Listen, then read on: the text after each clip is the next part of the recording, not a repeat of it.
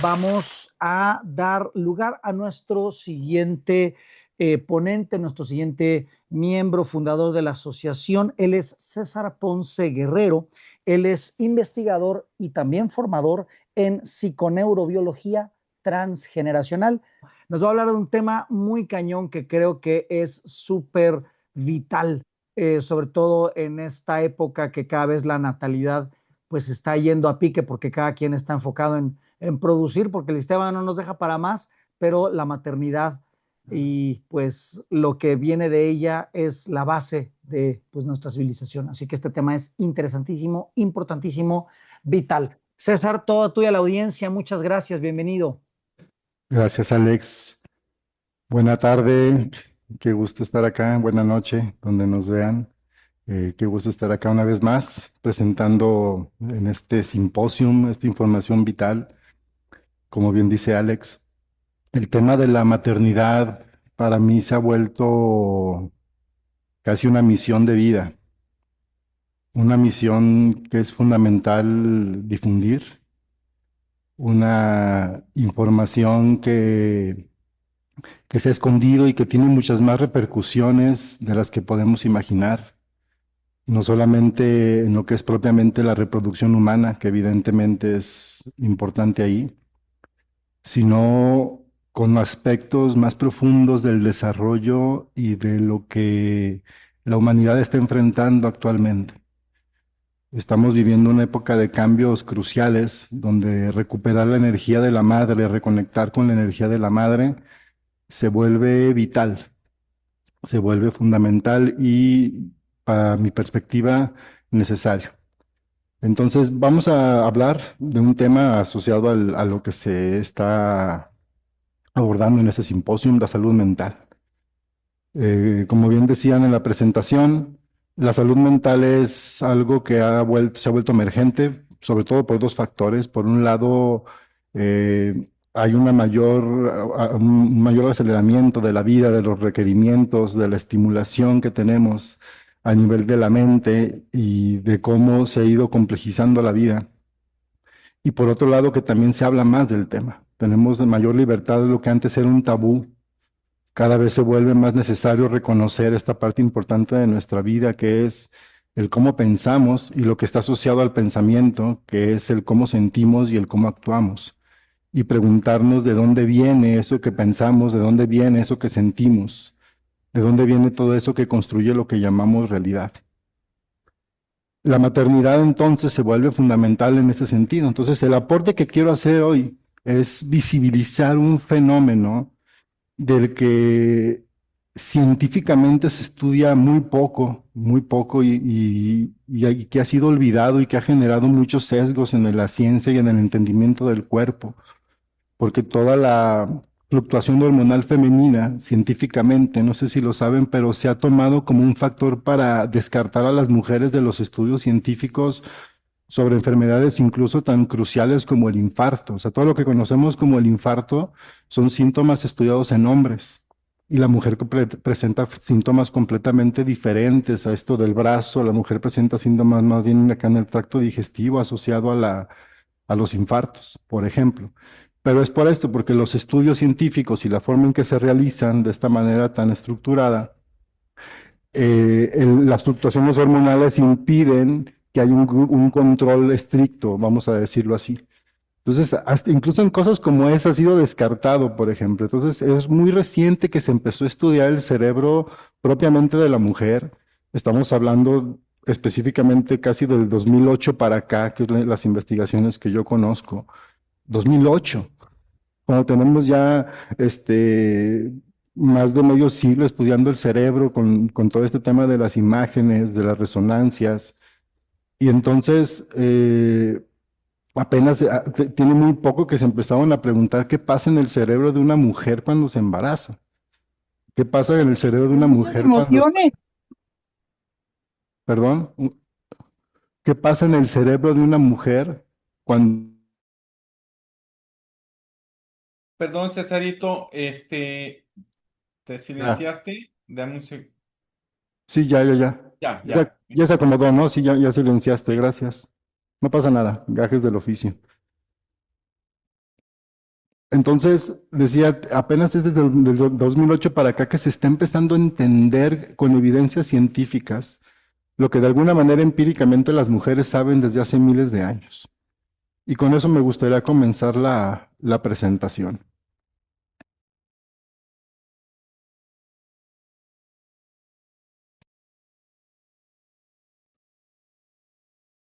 Titulamos a la ponencia La salud mental de la mujer que se vuelve madre.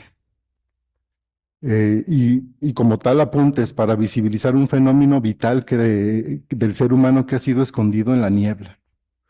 En ese sentido, me gustaría comenzar con un pequeño poema de la tradición mexica que se les dice a las mujeres cuando acaban de dar a luz, ¿no? Cuando acaban de parir. Hija mía, hija muy amada, has sido águila, has sido jaguar, has librado la batalla, has caminado entre la tierra y la muerte, has imitado a nuestra madre Xicocoatl, Quetzali, la mujer guerrera, dadora de vida. Nuestro Señor te ha mirado y te ha colocado en el asiento de los valientes. Descansa ahora tu corazón, recobra tu aliento, pues has cumplido una gran obra.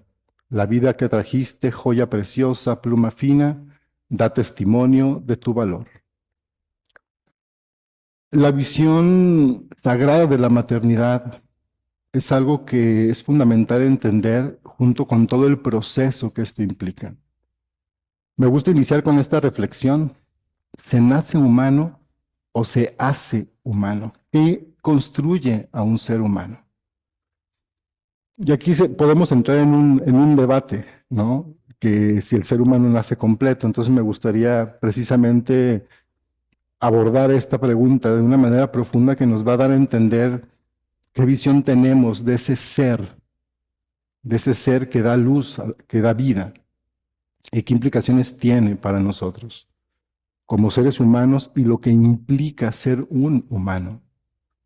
Desde una perspectiva materialista, el nacer del bebé humano es un cuerpo completo y se ve independiente de la madre, se ve ya como una separación, o sea, como dos materias que se separan y ya funcionan con estructuras diferentes, e incluso los médicos, por ejemplo, especialistas en cada una de estas partes, es completamente diferente.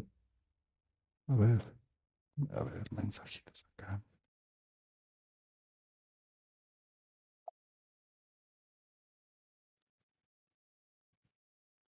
¿Sí me están escuchando bien? Fuerte y claro. Perfecto, ok. Es que estoy viendo que hay mensajitos, que me los voy a guardar al final. Y si de repente me falla el audio, porque de repente he tenido problemas, me lo hacen saber, por favor, para no perder el hilo. Gracias.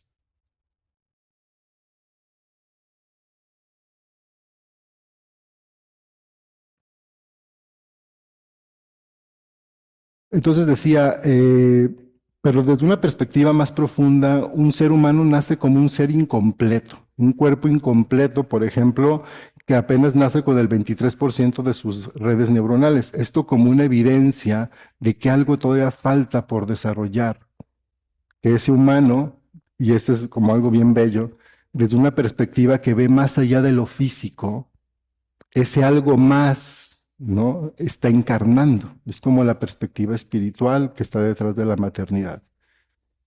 En la evolución, ¿no? Decimos que al principio era la madre. Cuando se pregunta cuál es la diferencia entre el animal humano y otros animales, es la cocina. Los animales humanos somos los únicos que cocinamos lo que nos comemos y eso ha permitido el desarrollo tan grande del cerebro humano, sobre todo de lo que llamamos la corteza superior. Esto que nos da la capacidad de pensar, esto que nos da la capacidad de entender y sobre todo del lenguaje. El lenguaje es algo fundamental para el ser humano porque con el lenguaje es con lo que satisfacemos todas nuestras necesidades, con nuestra capacidad de comunicarnos, organizarnos y transformar el entorno en que nos encontramos. En ese sentido, entender que el fuego, ¿no? Y lo que podemos rescatar de la historia es que tiene que ver con el impulso de la madre de buscar algo con que alimentar a su cría y encuentra en estos incendios que se generaban en la naturaleza, que se generan naturalmente, en lugar de alejarse, se empezó a acercar buscando aquel alimento que ya estaba pasado por fuego, entonces va en contra de ese instinto y la madre es la que nos da realmente el fuego. O sea, entre todos los mitos, esta parte es como algo que vuelve a estar escondido, que el motor de la evolución del humano tiene que ver con este impulso de esta energía de la madre que trasciende el miedo, que trasciende los límites con tal de mantener con vida a la cría. A la antropóloga Margaret Mead se le preguntó que cuál era el indicio que ella consideraba como el inicio de la civilización humana. Obviamente desde la visión materialista se espera que se hable de alguna herramienta, ¿no? La rueda, por ejemplo. Y ella dijo, no, la evidencia del inicio de la civilización humana es que encontramos en una cueva un cadáver con un hueso soldado, lo cual implicó que alguien le cuidó. Entonces, toda esta era de la que venimos, entonces existe una era donde la maternidad era la que regulaba la vida del ser humano, se le llama matrística en la historia, que se considera parte de lo que es el neolítico en la historia del humano. Lítico tiene que ver con piedra, pues aquí digo que estaría muy lindo cambiar el término a neostórgico, que es ternura. El estórgico es la ternura del ser humano. Es el cuidado mutuo y no solo la técnica, deberíamos verla como el motor civilizatorio. Y esto tiene que ver con los cambios neurológicos que se generan en los cerebros de las mamíferas. Que genera unos cambios en el cerebro que rompe ciertas barreras que han permitido la evolución del ser humano.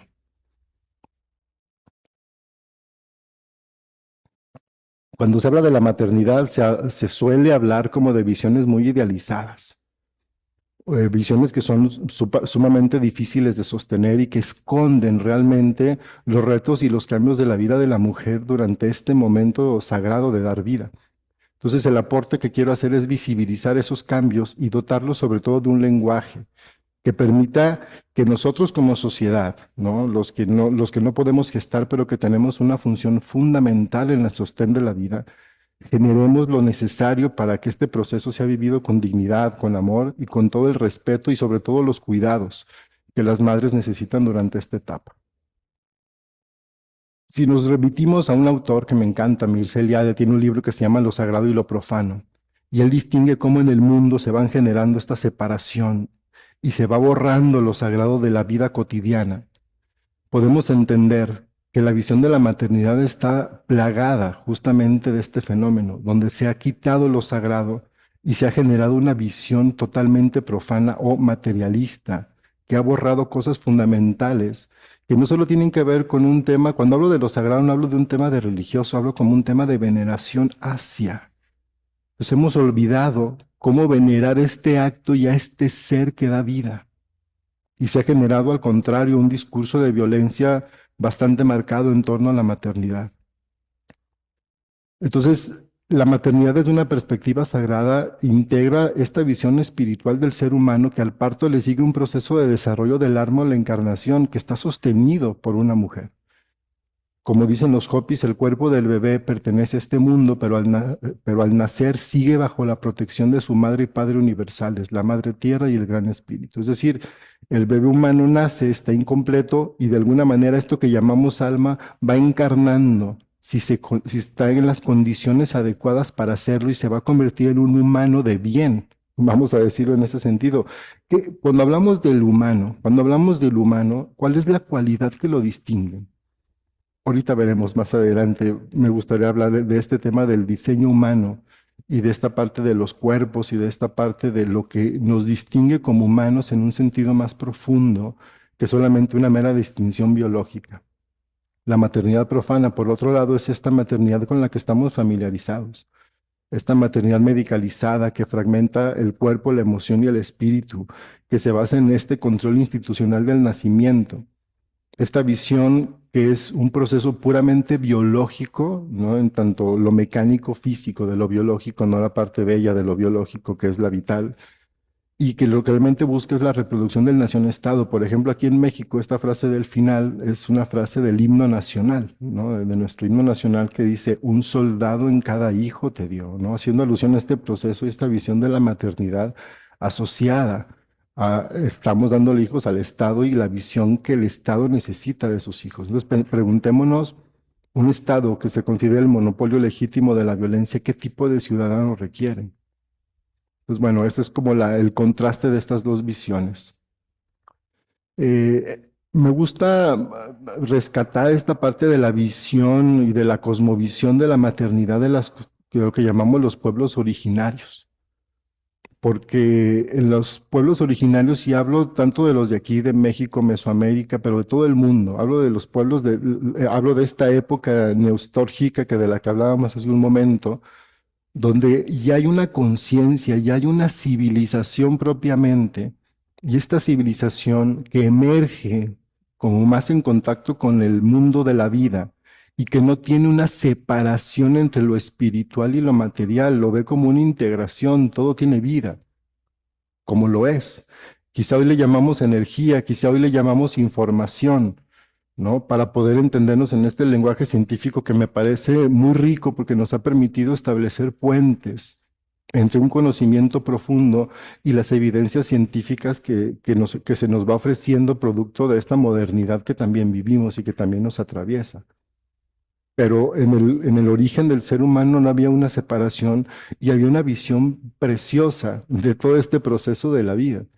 Entonces, obviamente requiere romper muchos modelos que tenemos, sobre todo esta idea de ver esto como algo atrasado, porque tenemos una visión del tiempo lineal que no existe. O sea, los que ya estudiamos fenómenos de cómo funciona el tiempo desde la física, sabemos que los tiempos son simultáneos, pasado, presente y futuro coexisten, ¿no? En un movimiento bien interesante de cómo opera y que lo podemos ver en cómo opera en el cerebro cuando tenemos recuerdos, cuando pensamos, cuando hacemos futuros que luego atraemos y se realizan. O sea, todo esto sucede simultáneamente, por ejemplo, en el demostrado fenómeno de la anticipación de nuestro cerebro.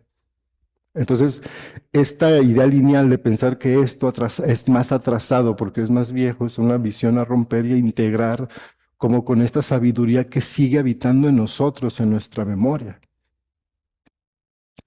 Entonces, implica una perspectiva que integre el concepto de vida como una experiencia espiritual, ¿no? Y no solo se enfoque en lo medible, en lo observable, en esta visión material puramente, y que implica trascender esta distinción entre objetivo y subjetivo e integrarlo en un ir y venir entre esto que se considera separado, entre este mundo interior y este mundo exterior. Entonces, vamos, se necesita esta construcción de este marco conceptual, que es a lo que busca abonar mi ponencia, ¿no? A dar como una serie de conceptos, de palabras, que es fundamental. El poder de la palabra es fundamental porque cambia la realidad. Entonces, entender conceptos nuevos nos permite operar diferente en el mundo en que vivimos. Como decía, en los pueblos originarios, la maternidad es sacralizada como conexión entre naturaleza y cosmos, no como un acto individual, sino como comunal, ¿no? Esta hierofanía vital. La hierofanía es esto, este impulso a ver sagrado el mundo, a salir a la calle y buscar agradecer el aire que respiramos, el poder movernos y el desplazarnos, el agradecer la naturaleza que nos rodea y que es cuando aparece en esta conexión con el mundo, ¿no? Y eso es bueno, eso es lo que era innato en nuestras culturas madres. Entonces, en esta cosmovisión las mujeres son cuidadas. Entonces, desde siempre se cuidaba la alimentación. Incluso hay culturas, por ejemplo, en los purépechas, donde en distintas etapas del proceso de la maternidad hay alimentos, hay atoles específicos que abonan, ¿no? Y que visualizan un conocimiento profundo de todo lo que sucede dentro del cuerpo y en el cuerpo de la madre. Entonces, en las culturas anteriores, las mujeres vivían, les hablo de las culturas neostálgicas, ¿no? De lo que podríamos llamar aquí en México los pueblos nómadas, ¿no? Las que les decía chichimecas. Entonces, la mujer aquí, que es un ejemplo bien interesante, ¿por qué? ¿Por qué lo tomo como un ejemplo? Porque los frailes que se encargaron luego de evangelizar estas culturas tienen mucha documentación de que sus partos eran indoloros, o sea, la sexualidad y la maternidad se vivían tan integrados en la vida que una mujer simplemente se iba a tener a su bebé, se iba, y así está narrado, se iba al arroyo y regresaba con su bebé.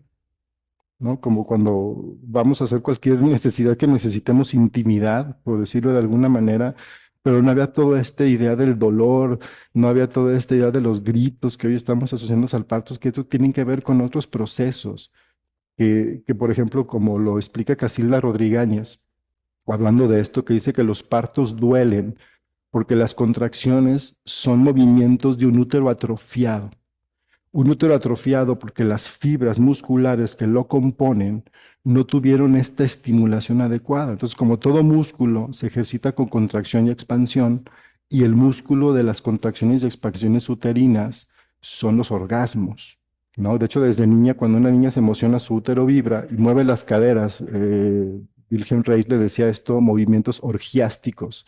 Este movimiento de cadera que hacen sobre todo las niñas, también algunos niños, pero más las niñas es más evidente, cuando se emocionan, que mueven la cadera, sí, ese es literalmente que su útero está vibrando. Entonces, en la medida que se va reprimiendo ese tipo de movimientos, sobre todo cuando se entra en la pubertad, se activa la sexualidad y todo este tema de la represión y sobre todo la ignorancia de lo femenino y este contacto con lo sagrado, el útero no vive esto y se va atrofiando. Entonces, cuando hay un parto, se abre, pero es un útero débil, es lo que dice. Es como cuando agarras algo y está demasiado pesado y tu músculo tiembla, y esas son las contracciones y por eso duele. Cuando no hay esta represión, los partos son indoloros, ¿no? El bebé pertenece a la comunidad y la madre es cuidada por la comunidad, porque se considera una responsabilidad de reproducir los seres para el grupo. Entre los nahuas, como leí hace un momento, el parto se ve como una guerra, como una prueba liminar, ¿no? La mujer es esta guerrera que trasciende este umbral entre la vida y la muerte y regresa con la vida, con una nueva vida triunfante, ¿no? Hay una ritualidad en este tema del obstétrico. Entonces, por ejemplo, entre los nahuas y en otras culturas se utiliza el temazcal y baños periódicos en estos cuidados donde es no solamente un bienestar físico, material, sino una tecnología ritual terapéutica que está asociada a elementos simbólicos y de cuidados profundos y de reivindicación del poder de la vida que emergen las madres. Y obviamente la utilización de herbolaria y otros elementos, pero sobre todo esta concepción del cuerpo femenino como algo que está cambiando, ¿no? Desde la menstruación, el embarazo, el parto, y que se conocen estos ciclos, que cada mujer está conectada con esos movimientos, con esos flujos, y esa conexión con los ciclos de la naturaleza, como con la luna, con los ciclos solares y demás. Y estas reglas se convierten en un cuidado y protección que ve esto, ¿no? El concepto de madre terapeuta también que viene de los nahuas, es un libro muy bonito que así se llama, La mujer terapeuta, la madre terapeuta, eh, donde ellas regulan desde este saber femenino la toma de decisiones, sobre todo el tema del cuidado físico, anímico y espiritual, ¿no? De las crías. Entonces, este modelo donde la mujer asume este rol y hay un conocimiento que se transmite de generación en generación, permite esta concepción sagrada todavía del cuerpo femenino, sobre todo cuando da vida, ¿no? No solamente del que recordemos, y eso es algo importante, que casi siempre cuando una mujer es mamá, y eso es algo que me encuentro mucho en consulta, hay una herida profunda porque se borra, ¿no? Entonces siempre es cómo está el bebé, cómo está el bebé, cómo va el niño, y la madre se va invisibilizando y se va viendo solamente, incluso en esta frase machista de eres la madre de mis hijos, ¿no? O sea, no eres la mujer que yo tomo, sino eres la madre de mis hijos. Entonces los importantes son los hijos y tú eres un medio para tenerlo, que de hecho, pues no es extraño, porque en la misma palabra matrimonio, la etimología es muy clara. Monium significa en calidad de. O sea, en la tradición romana, que es la que inaugura y el derecho familiar y todo esto, obviamente las cosas van cambiando, pero hablo del origen de la institución que no deja de permear el inconsciente por muchas razones. El monium significa en calidad de matriz. Entonces a la mujer y todo este ritual de entregarla del padre es que el padre es el que cuida el útero de la mujer, ¿no? Y de ahí la importancia de la virginidad entendida como como un celibato cuidado por el padre de que la mujer no use su útero para entregarlo al esposo, ¿no? Como un útero que no ha sido usado para que el esposo lo use para tener sus hijos, que a partir de las leyes, sobre todo escritas, se convierte en una propiedad de, ¿no? O sea, entonces los hijos son reconocidos por el padre y el reconocimiento de la madre fue borrado. Ese es el famoso matricidio, ¿no? Como lo habla Bachelov en el libro El derecho materno, donde habla de toda esta ruptura legal y cómo se invisibiliza el derecho de las mujeres y se supedita el derecho del padre. Y esto permea mucho la visión que se ha tenido de la mujer como un objeto que se usa para tener hijos, donde se le ve como una cualidad de, como si dices, güey, tengo un carro, me subo y nadie me va a decir nada porque me voy y me transporto en él porque es para transportarse, pues la mujer se usa para tener los hijos y reproducir los soldados que necesita la nación, ¿no? Es un medio para, en sí mismo no es relevante, y si se muere una, la sustituyes por otra, ¿no? Como si se te descompone un auto y no lo puedes arreglar, lo cambias por otro. Esa visión, a ese nivel de profundidad permea cuando hablamos de la visión materialista de la maternidad. Pues bueno, hubo toda una devastación, como se ha hablado, ¿no? Eso ya se conoce en la colonia, ¿no? No voy a entrar en detalles, lo pongo acá porque creo que cuando revisen el material es importante que lo tengan presente.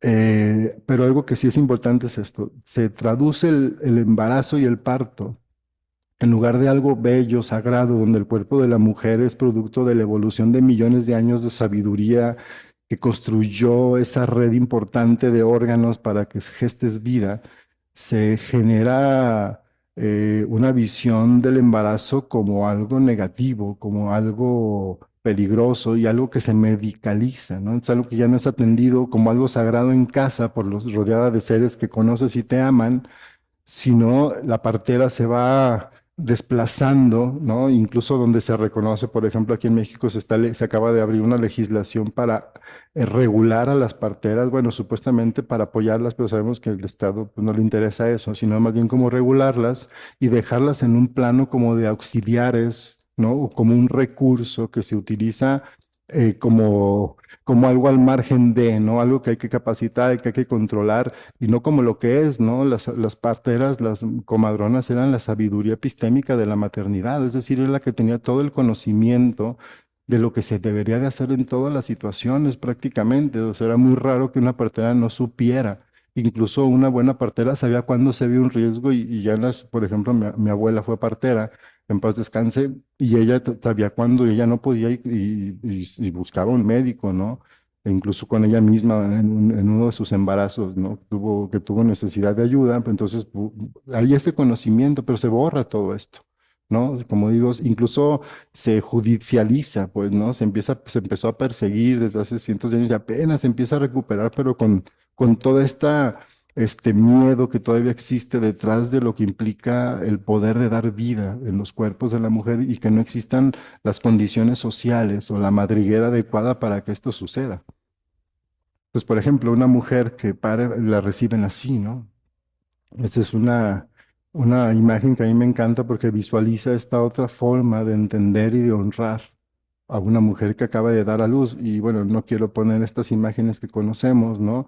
De lo que llamamos la litotomía, ¿no? En estos quirófanos, ¿no? La mujer horizontal, parida y toda medicalizada regularmente, ¿no? En un ambiente más hostil, ¿no? Y no bello, ¿no? Regularmente la belleza no es algo que asociamos a la maternidad cuando es uno de los actos más bellos que podemos presenciar. Bueno, aquí quiero también compartir otro material, le voy a dar una pequeña revisada, si bien no voy a abordarlo todo, es para compartirlo, pero como veo que se habla mucho de este tema, de los cuerpos, ¿no? Me gustaría hablar de esto, ¿no? De los 4 cuerpos, los 12 sentidos y las 3 percepciones que es importante reconocer en el humano como un pequeño paréntesis para comprender a profundidad de qué hablamos cuando hablamos de la mamá. A ver, un segundo. Está. Ok.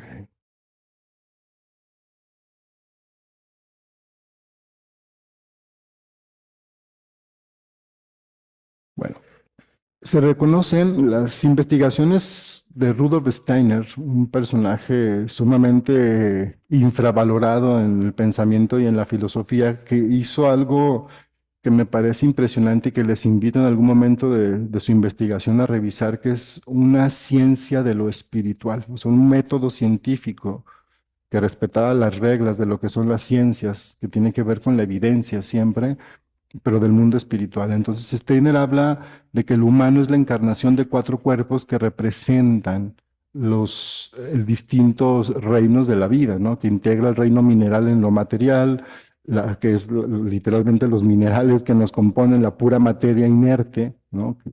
Luego la vitalidad, que es lo que nos hace semejante a la planta, eso que se está moviendo constantemente, pero luego viene la parte del ánima, ¿no? La parte de la emotividad, Entonces, cada uno de estos corresponde a distintos cuerpos, lo que llamamos el cuerpo físico, el etérico y el astral. Y aquí es donde es importante entender por qué estos cuerpos no llegan todos al mismo tiempo, sino que van encarnando y de ahí se deriva todo un modelo, si han escuchado hablar de los septenios, de cómo los distintos septenios va encarnando y se van desarrollando, y así lo explicó hace más de 100 años Steiner, las distintas partes del niño, ¿no? Hasta que va desarrollando una conciencia. Y entonces, y eso me parece muy relevante porque a los hallazgos de las neurociencias, lo que planteaba Steiner coincide, por ejemplo, con que el cerebro tarda en desarrollarse 21 años, que es cuando cumples el tercer septenio y es cuando ya estás listo para que llegue el yo, que es lo que es propiamente humano. Los humanos y los animales tienen un yo colectivo muy estructurado y fiel. El humano es el único que necesita diferenciarse de otros y que obviamente si esta cualidad se desborda, ¿no? Se vienen todos estos conflictos del ego, que ego significa yo, pero el yo es realmente la cualidad espiritual donde tú tienes una voluntad propia de ser tú mismo, de elegir ser, o sea, el yo es el que decide, el yo es el que elige y que si nos ponemos a pensar en todos los conflictos biológicos que nos atraviesan, casi siempre van a tener que ver con decisiones que no tomamos nosotros, sino esas programaciones profundas generadas por una parte de nuestro cerebro que está viviendo un conflicto.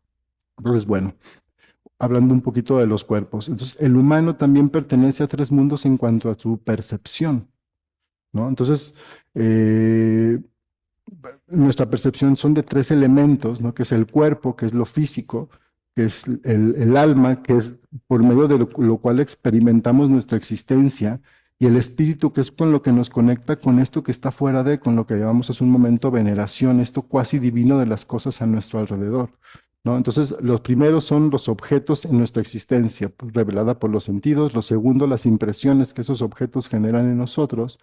Y lo tercero, los conocimientos que como seres cuasi divinos, ¿no? El ser humano como a imagen y semejanza, ¿no? De Dios, por ejemplo, ese tipo de frases, que somos eso, o que me encanta también esta frase del abuelo Roy que dice, somos la naturaleza en forma humana, ¿no? Entonces esa manifestación, somos la creación en forma humana, tenemos esta capacidad y es a lo que va este tercer nivel de la percepción humana. Algo que luego no se nos habla mucho, y esto rompe esta visión materialista, gracias a estas investigaciones de Steiner, es que el ser humano no solamente tiene los 5 sentidos físicos, sino que en realidad el humano desarrolla 12 sentidos a lo largo de la cuatrimembración, como le llama, es decir, en la medida de que van encarnando los distintos cuerpos, se van desarrollando distintos sentidos que no solo tienen que ver con lo material, sino que tienen que ver con cómo el ser humano se apropia de sí mismo y de su relación con el mundo y luego de cómo manifiesta sus cualidades en el mundo, es decir, eso que llamaríamos el propósito. ¿A qué veniste a la vida? ¿No? Tú, cada uno de nosotros, esa pregunta que en algún momento nos hacemos, la mayoría alrededor de los 40, cuando viene esta segunda, ¿no? etapa de crecimiento después de estos 21 años de adultez, viene otra etapa donde empieza ya el inicio de la vejez, que es cuando viene esta crisis famosa de los 40, pero que realmente nos empezamos a preguntar eso, ¿no? ¿Qué hay más allá de mi existencia? Yo ya me la viví trabajando, ya sostuve a mi familia, ya tengo una profesión, ¿qué sigue, no? Y es cuando empieza ya esta otra evolución más espiritual del humano, que empieza más o menos alrededor de los 40, según lo que nos dice Steiner. Entonces, mientras desarrollamos un cuerpo, también el humano desarrolla un cerebro que interconecta y genera una serie de sentidos que van a dar pie a que puedas ser tú mismo. Y ahí está súper interesante esto. Entonces, lo divide en tres, los sentidos inferiores, que son los que se desarrollan sobre todo en el primer septenio, que obviamente se siguen desarrollando, pero fundamentalmente en los primeros 7 años se desarrollan los sentidos inferiores, en el segundo septenio los sentidos medios y en el tercer septenio los superiores. El primer sentido que desarrollamos es el tacto, y el tacto como redes neuronales, aparte de permitirnos sentir en el mundo, ¿no? Porque es lo que hace que nuestro cuerpo, el cerebro genere estos impulsos a través de las fibras táctiles para compensar lo que nos está tocando y generar el estímulo de regreso al cerebro informando de lo que sucede ahí fuera. Entonces, a lo largo de la vida, el tacto lo que va a generar en el niño y luego en el adulto es la confianza en la vida. ¿no? Nada más y nada menos. El cómo hayas sido tocado en esta primera etapa de tu vida, sobre todo los primeros años de vida, de esa mamá amorosa, cariñosa, ¿no? Es donde te va a dar la confianza el resto de tu vida. Entonces, es lo que nos da como esta autopercepción, estos límites, ¿no? Esta frontera corporal con el mundo exterior. El siguiente sentido que se va desarrollando es el sentido de la vida. El sentido de la vida aparece cuando algo va mal en el cuerpo, ¿no? Cuando tenemos apetito, entonces cuando el niño ya empieza a pedir comida, cuando ya empieza a decir que algo le duele, cuando empieza a generar ese mal, es el sentido de la vida. Y si se dan cuenta, no está en un sentido específico de los 5 que nos han enseñado, ¿no? Es un sentido que es más profundo y que encarna una percepción específica del cuerpo, una forma de sentido más sutil del ser humano. El sentido del movimiento genera la sensación de existencia de tu cuerpo, ¿no? Hasta dónde llega, cómo puedes abarcar los límites. Por eso a los niños les encantan las rondas en esta etapa, porque es donde van manifestando a través de esos movimientos, ¿no? Su capacidad de ocupar el espacio, que luego eso se va a convertir en cómo te mueves en el mundo, cómo ocupas un espacio, cómo puedes llegar y hacerte sentir en el lugar al que llegas o vas y te haces chiquito porque sientes que no puedes manifestar tu vitalidad ahí, por decirlo de alguna manera. Asociado al movimiento está la alegría, por eso el baile como terapia es buenísimo cuando hay un tema hablando de depresión, ¿no? Porque el baile genera justamente y sana esa memoria de la alegría, ¿no? Entonces, si lo empezamos a ver como con ese proceso de sanar esa memoria, es súper importante entender cómo se desarrolló y recapitular sobre cómo desarrollamos nuestro sentido del movimiento. O sea, no podemos decir no sé bailar, es que no, te faltó desarrollar un sentido, ¿no? Otro sentido fundamental es el equilibrio, que este medianamente se reconoce, que se le llama la equilibriocepción, ¿no? Que es la percepción del equilibrio, es un sentido junto con la propiocepción, que es el que nosotros llamamos sentido de la vida, que empiezan a reconocerse y a estudiarse un poco más. El equilibrio en el cuerpo es lo que nos va a dar el equilibrio en la vida, el plantarnos derechos, el saber desplazarnos, reconocer nuestra derecha, nuestra izquierda y nuestra sensación de equilibrio en las decisiones, por ejemplo, en el sentido de la justicia, está muy marcada por cómo desarrollamos el equilibrio en nuestro cuerpo, ¿no? Entonces, también este equilibrio entre el activo y el desactivo. Hay gente que no puede parar, que hace y no se puede relajar, que sueña con trabajo, se levanta y tiene que ver con que no tienes bien desarrollado ese sentido del equilibrio, por ejemplo. El sentido del olfato, obviamente, está asociada mucho al intelecto. Si se dan cuenta, la primera forma en que los niños investigan del mundo siempre es oliéndolo, ¿no? Entonces, cuando al niño se le reprime esa capacidad de oler, ¿no? De estar explorando el mundo a través de olores, también se le está generando una incapacidad luego de investigar el mundo por vida propia. Y ya veremos más adelante con el sentido del pensamiento que esto es muy importante. Bueno, aquí, perdón, faltó una palabra, se desarrolla aquí lo que llamamos el cuerpo etérico, el cuerpo vital, pues decir, es la planta, vamos a decir, ¿no? Que esto que va habitando ya que va generando el movimiento interno. Entonces, el primer sentido que se desarrolla es el gusto, y el gusto tiene que ver con todo lo que nos gusta. Por eso se atrofia tanto con tantos alimentos procesados y por eso se nos tiene tan adictos a la comida en el sentido de que buscamos comer por placer, porque la vida no es placentera y se vuelve una compensación. Entonces renuncias a lo que realmente te gusta, pero te permites el gusto de una gusguera, ¿no? Ahorita, o de algo, o de un dulce, de una chuche, como dicen en España, ¿no? ¿No? Como una compensación de. Entonces, esto tiene que ver mucho con un proceso mental muy profundo, el cómo desarrollamos el sentido del gusto y cómo lo expresamos luego en nuestra vida cotidiana.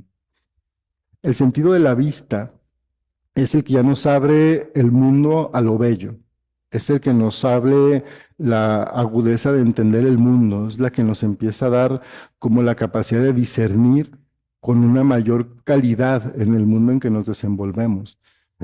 Entonces, literalmente el sentido de la vista nos permite maravillarnos ante el mundo en que vivimos. Entonces, por eso los colores se vuelven algo bien importante en el entendimiento de lo que manifestamos, desde el cómo vestimos, desde el cómo vemos, desde cómo pintamos, desde cómo percibimos, cómo nos relacionamos con el arte, con lo bello específicamente. Perdón. Entonces, de alguna manera la vista se vuelve un sentido sumamente consciente y en un gran contacto con la naturaleza. Por eso nos encanta subir, subir, subir una montaña para ver un paisaje y quedarte ahí contemplando la inmensidad porque conecta con esa profunda manifestación del yo, precisamente. Otro sentido es el sentido del calor, el sentido térmico, y esto tiene que ver no solamente con la parte sí, sensible del cuerpo y su calor, sino sobre todo con el frío y con la percepción de la frialdad en el mundo, de la calidez y la frialdad en otros. Entonces, a veces, por ejemplo, en las relaciones no sabemos distinguir una cosa de otra. Pues nos aferramos a relaciones de frialdad porque no tenemos el sentido térmico, de decir, espérame, aquí yo no debería estar, deberíamos buscar el calor en la vida. Entonces, de alguna manera el calor se convierte en un vehículo de la conciencia profunda del mundo. Y esto es una cuestión fundamental que también poco se toma en cuenta. Entonces, toda percepción sensorial necesita esta conexión con los estados calóricos del mundo. Todo se mueve entre estos estados, ¿no? Calor y frío. Y hay un sentido que tiene que ver con esto, que insisto, es una manifestación que nos va a permitir tener contacto con el alma de otro ser humano. El oído está asociado y es como muy importante con la conexión también espiritual del ser humano, ¿no? O sea, el poder distinguir a través de los ruidos, ¿no? A través de los sonidos, la esencia del mundo en que vivimos.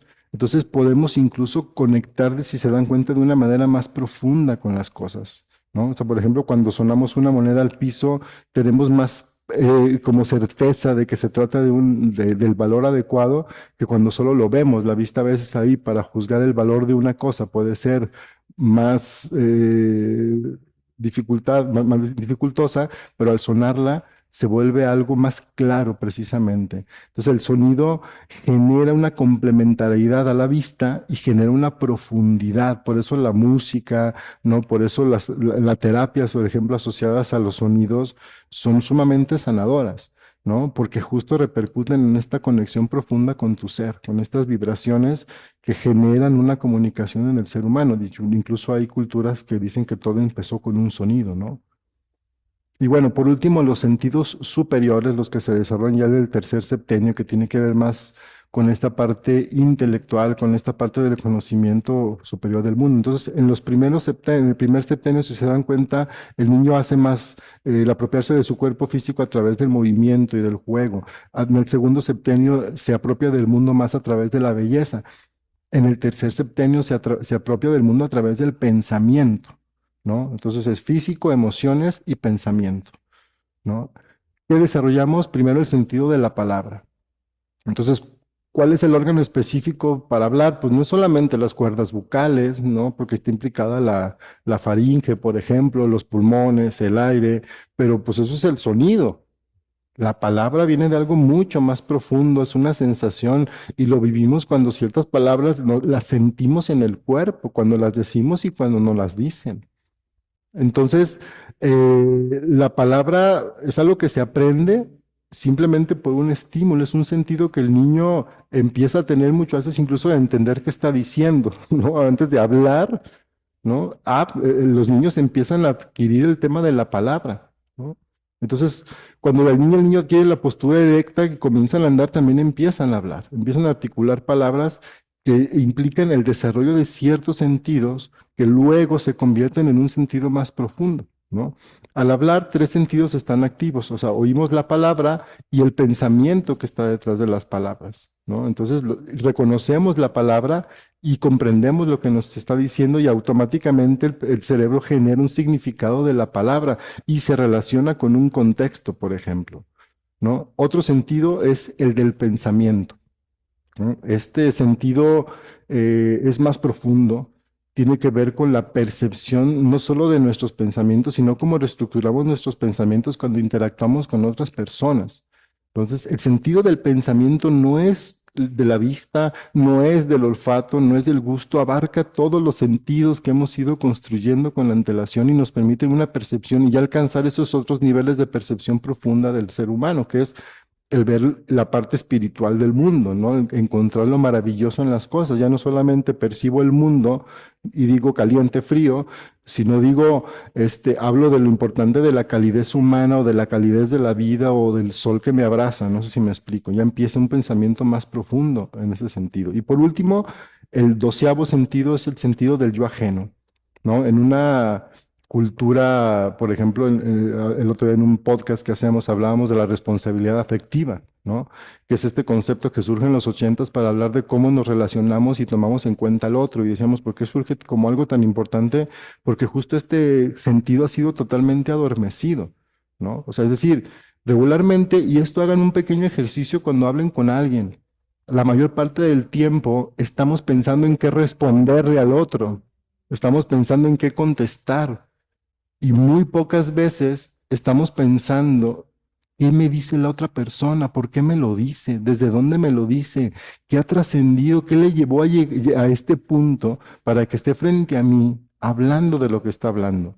Entonces, en lugar de entenderla desde el otro, que esa es la percepción del yo ajeno, es decir, desde el otro, que es algo, por ejemplo, cuando trabajamos hipnosis, ¿no? Todo este modelo el metamodelo de la PNL basado en los hallazgos de Satir, ¿no?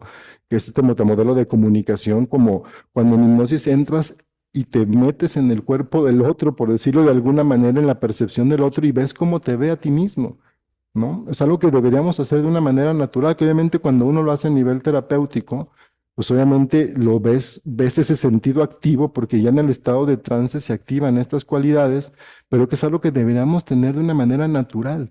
Y casi siempre estamos aislados en términos de comunicación. Nuestra comunicación es sumamente deficiente por esto.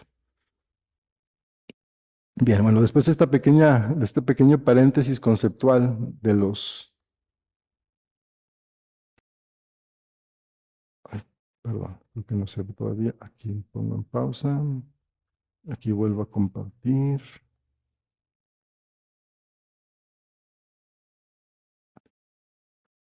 Está muy bien. Ok. Pues bueno, después de este pequeño paréntesis sobre el diseño humano, veámoslo como una pequeña cápsula, regresemos al tema de la maternidad. ¿Por qué es importante esto? ¿Por qué me interesó meter este desarrollo basado en la antroposofía, ¿no? Porque al poner en el centro al yo como la cualidad espiritual más elevada del ser humano, un yo entregado, no un yo desconectado, egocéntrico, no, un yo entregado al mundo desde su misión y propósito. Cuando ves a alguien dices, güey es auténtico, ¿no? Es como esa sensación del yo, eso que se va construyendo, no es automático, no es natural, es algo que el ser humano necesita ciertas cualidades y tomar ciertas decisiones para irlo materializando. ¿Por qué pienso que es importante? Porque justamente algo que se desregula con la maternidad es el yo.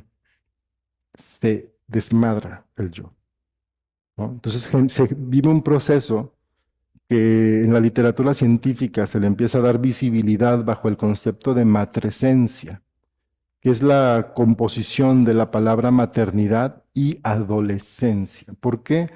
Por los grandes cambios que se viven en el cerebro de la mujer durante la maternidad, que son equiparables a los que se viven durante la pubertad, ¿no? Durante la llamada adolescencia. Que sabemos que estos cambios son necesarios y positivos porque pues, van a generar un ser maduro, adulto, que va creciendo y va teniendo más conciencia del mundo en la medida que va trascendiendo esa etapa, pero que en la maternidad es totalmente invisibilizada, incluso denostada a nivel cognitivo y a nivel neurológico, como les decía, ni siquiera algo que le interesara a la ciencia estudiar hasta 2008. Bueno, vamos a hablar un poquito, creo que sí es importante entenderlo, de ciertos cambios neurofisiológicos que cambian la mujer que se vuelve madre. Bueno, así me voy a ir esto de una manera rápida, que no es tanto el objetivo de, pero creo que sí es importante, como dije, tener un conocimiento general de lo que se está viviendo. Pues bueno, lo primero que cambia, y creo que es de los primeros indicios de un embarazo es que se sienten en los senos, ¿no? Hay un crecimiento, hay una mayor sensibilidad, que a nivel fisiológico sabemos que implica que las glándulas mamarias se empiezan a desarrollar preparándose para poder lactar, los alvéolos asociados a estas aumentan de tamaño y también los conductos mamarios crecen y se ramifican, ¿no? Empieza todo este proceso de preparación, prácticamente desde que la mujer se embaraza empiezan estos cambios. Es muy interesante, o sea, cuando la mujer se embaraza, automáticamente hay una acción del sistema inmune que cambia completamente, una interleuquina que genera que el cuerpo de la madre en ese instante cambie completamente y se empieza a generar toda una serie de procesos metabólicos preparándose para la maternidad. Otro aspecto importante es que el pezón se endurece y la areola alrededor, este circulito, se vuelve más rugoso y oscuro. Y esto tiene un objetivo biológico bien bello, que es que el bebé lo encuentre más rápido. Si tú ves un parto natural, digamos, donde no haya ninguna intervención, donde el bebé nazca, el bebé solito va a reptar el cuerpo de la madre buscando los pezones. Está documentado, es algo súper bello de ese impulso, ¿no? Entonces tiene este sentido evolutivo, este oscurecimiento del pezón.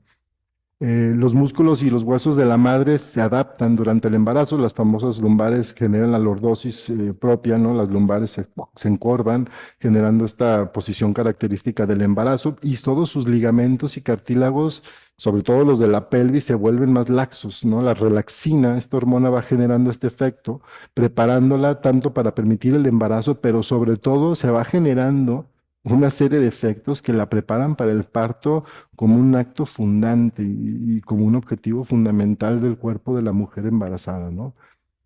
Al nivel del corazón y la sangre es bien interesante porque la mujer pasa de contener 5 litros a llegar hasta 7 litros al final de la gestación. Entonces el corazón de la mamá bombea mucha más sangre y de una forma mucho más veloz, porque los vasos sanguíneos se están dilatando para que permita, ¿no? Que el bebé integrar esta irrigación necesaria para su crecimiento, que sobre todo en las fases finales es muy, muy, muy alto.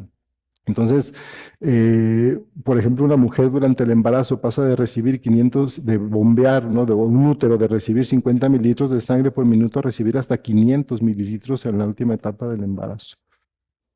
El sistema inmune, aquí es interesante porque hasta hace poco se pensaba que las mujeres inmunes eran inmunosuprimidas, o sea que automáticamente el sistema inmune de la mujer se desactivaba por una interleuquina, pero no, ahora lo que sabemos es que lo que realmente sucede, y esto está muy fuerte, que es que el sistema inmune de la madre se pone al servicio del bebé, en específico de las órdenes de la placenta, o sea, mientras que tú no estás embarazada, tu cerebro controla tu vida. Mientras estás embarazada, tu cerebro es controlado por la placenta.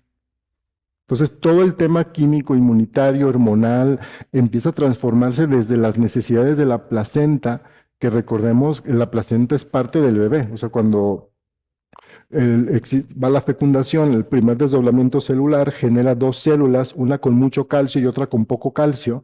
La primera célula, la de mucho calcio, se convierte en el bebé y la de poco calcio se convierte en la placenta. Entonces, el ADN de la placenta y del bebé es el mismo. Entonces, la función de la placenta como un órgano es justamente conectarse y generar todo lo necesario en el cuerpo de la madre para alimentar al bebé, ¿no? Para alimentarse a sí mismo, por decirlo de alguna manera. Entonces, este sistema inmune pasa por distintas etapas en el embarazo. Entonces, la primera etapa se llama protoinflamatoria, ¿no? Entonces, la madre empieza a generar procesos inflamatorios para que sus órganos y sobre todo el útero genere el espacio necesario para la primera creación, ¿no? Y para alimentar el ser que se está gestando dentro. En la segunda etapa hay un proceso antiinflamatorio que permite el crecimiento del futuro bebé. Y al final del embarazo se vuelve un estado protoinflamatorio que ya permite el parto posteriormente. Como decíamos, la placenta es la que toma el control del cerebro, ¿no? Incluso si uno estudia los pueblos originarios, las civilizaciones originarias, como hablábamos, la placenta tiene un significado espiritual profundo, simbólico, donde se le entierra en lugares específicos, a veces en la casa, y se considera una relación espiritual profunda, ¿no? Con el ser, con el bebé, con el crío. Incluso, ¿sabe? En algunos lugares se les nombra, ¿no? Se les desprende un nombre que le queda al eso que se alumbra después del bebé humano, ¿no? Un reconocimiento a este árbol de la vida, ¿no?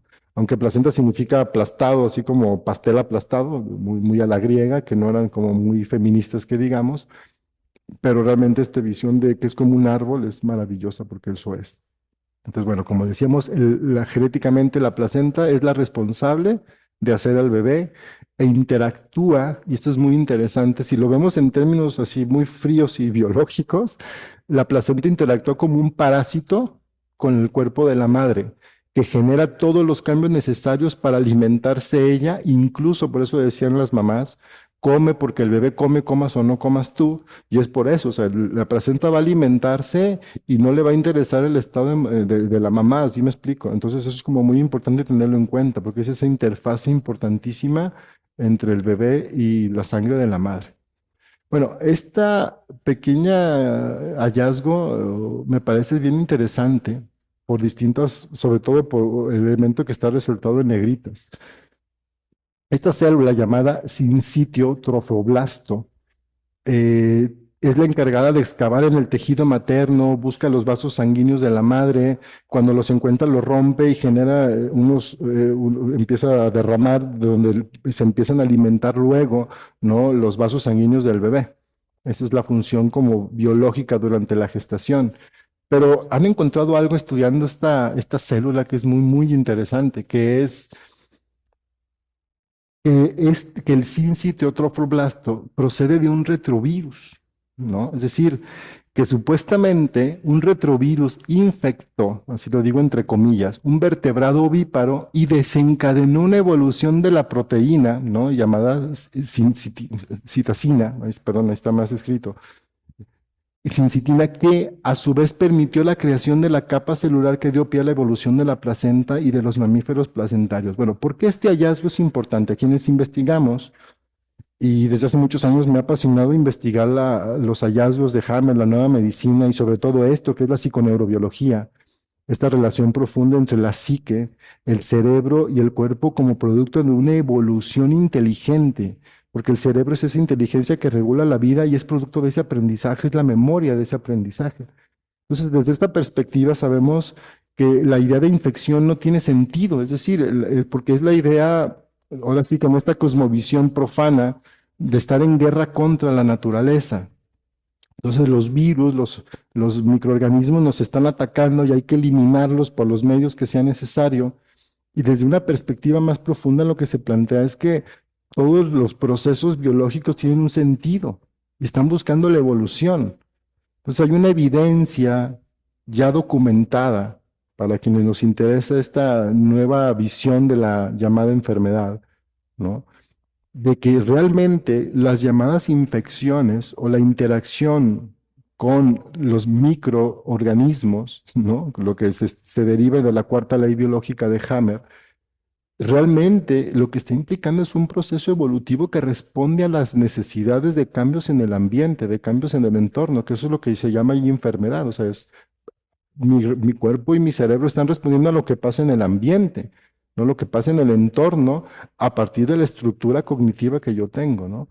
Entonces, a través de que se filtra, entonces mis respuestas o las llamadas enfermedades no son descomposturas mecánicas, sino respuestas ante situaciones que mi cerebro percibe que están pasando en el entorno, con la cualidad de que el cerebro humano funciona en el ámbito simbólico por su estructura del neocórtex, o sea, somos seres eminentemente culturales. Bueno, dejo este pequeño paréntesis como a quien les interesa investigar sobre este tema como algo muy interesante de una evidencia científica que avala esta visión de la nueva medicina.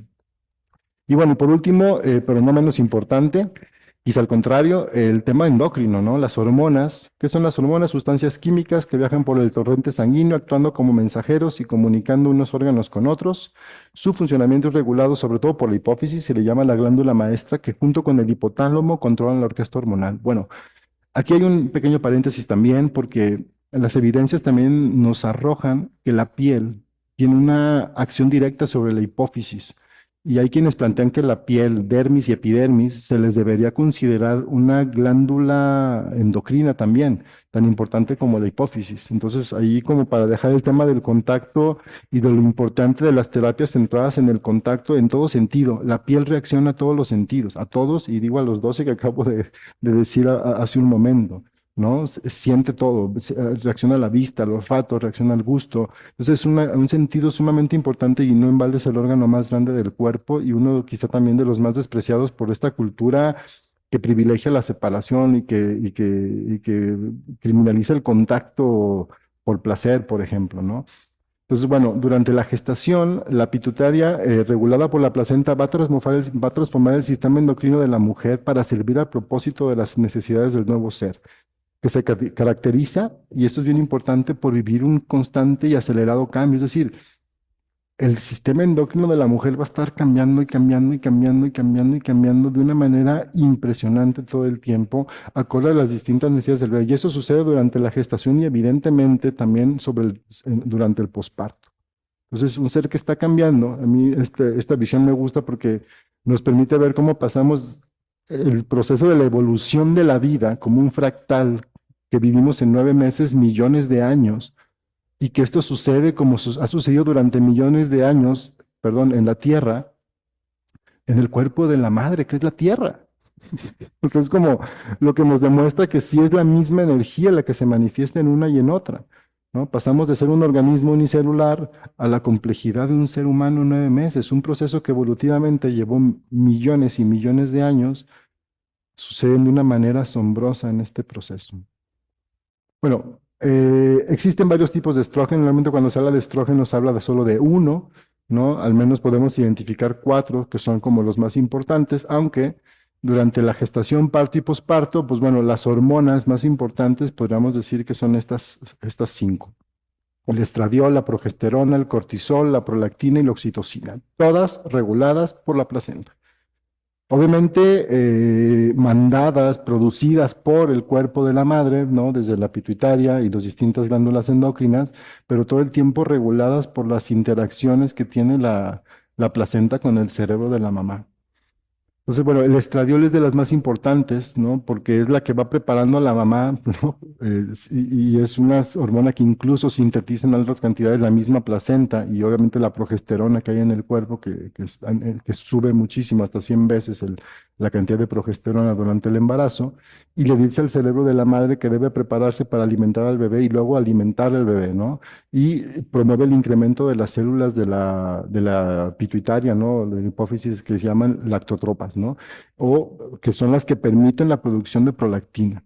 La progesterona es la que se desencadena todos los procesos necesarios para la gestación, ¿no? Que incluyen los cambios en el sistema inmune, en el útero y las mamas. Y algo importantísimo, modula el estado de ánimo, regula el sueño y es clave en la neuroprotección y plasticidad neuronal.